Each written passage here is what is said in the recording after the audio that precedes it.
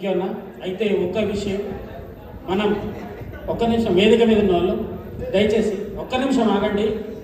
Stage నా వెనుక నా ముందున్న వాళ్ళు, ఇది యూట్యూబర్స్ సాధించేటువంటి విజయం.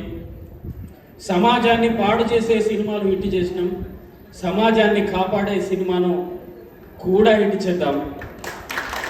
ఎందుకనంటే డబ్బులు సంపాదించడానికి ప్రొడ్యూసర్లు రాలేదు, సమాజానికి ఏదైనా చేద్దామని వాళ్ళు మంచి మనసుతో తీసిన సినిమా. డైరెక్టర్ గారు చెప్పిన కాన్సెప్ట్కు టీం అంతా పనిచేసింది.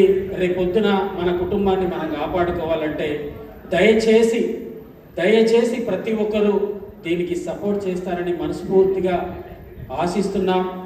చివరిగా ఒక చిన్న విషయం గుర్తుపెట్టుకోండి, సినిమా స్టార్ట్ అయిన నాటి నుండి ఈ రోజు వరకు డైరెక్టర్ గారిని దగ్గరుండి నేను గమనిస్తున్న విషయం ఏంటంటే, సినిమా మొదలుపెట్టినప్పటి నుంచి చివరి వరకు ఆయన డైరెక్టర్ కాదు.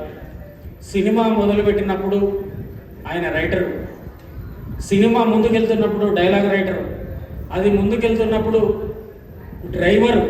ఎందుకంటే తన ఒక్కడే హైదరాబాదు, కరీంనగరు, చేవెళ్ళ ఇలాంటి ప్రాంతాలకు ఒక్కడే తిరుగుతూ కష్టపడేటటువంటి ఒక డ్రైవర్గా తెలుసు. సినిమాలో పనిచేస్తున్నటువంటి సందర్భంలో లైట్ మెన్ ఒకరు తక్కువ వస్తే లైట్ మెన్గా పనిచేసిన దాఖలాలు చూసిన.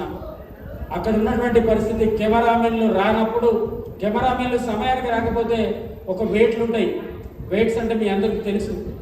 ఆ వెయిట్లు కూడా తీసుకుపోయి అక్కడ పెట్టి వైర్లు తీసుకొచ్చి ఎవరైనా రాకపోతే సెట్ పై అందుబాటులో లేకపోతే చీపురు బట్టి